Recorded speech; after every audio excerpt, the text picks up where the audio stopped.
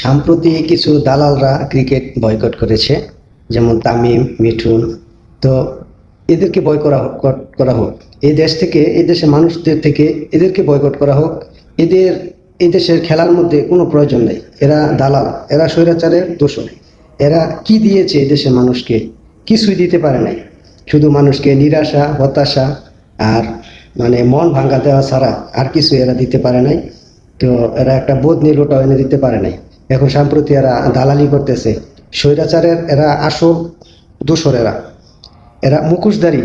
মুখোশের আড়ালে থেকে এরা স্বৈরাচারী করে। এরা ওই ভিতর থেকে কলকাঠি নাড়ে। এদেরকে এদেশে কোনো মানুষ যেন এদের সাপোর্ট না করে। সব সব মানুষেরা দেখতেছি যে এই নাজমুল ইসলাম স্যারের সাপোর্ট করতেছে। উনি আসলে সঠিক কথা বলেছে। তো কথায় আছে না, উচিত কথার বাদ নাই আর সৎ সৎ লোকের কদর নাই। সত্যি সেটা। এই স্যারও টিকে থাকতে পারবে না এখানে। উচিত কথা বলছে, সত্যি কথা বলছে। কোনো সৎ লোক আমাদের দেশে টিকে থাকতে পারে না। আমাদের দেশ এখনো পরিবর্তন হয় নাই। দেশের মানুষ আসলে এখনো পরিবর্তন হয় নাই। আর ভালো কিছু চাই না, কোনোদিন ভালো কিছু চায় না। ওই কিছু চোর বাটপার আছে, এরা চুরি বাটপারি করতে পারতেছে না এদের মতো দু একজন লোকের জন্য।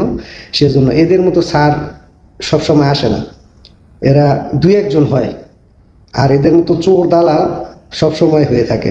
তো এরকম 1,000 এই মিঠুর আর তামিম দিয়ে এই একজন নাজমুল স্যারকে তৈরি করা যাবে না।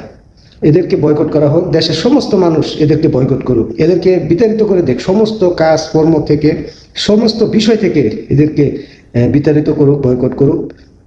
এদেরকে কোনো ধরনের সুযোগ সুবিধা বাংলাদেশে না দেওয়া হোক।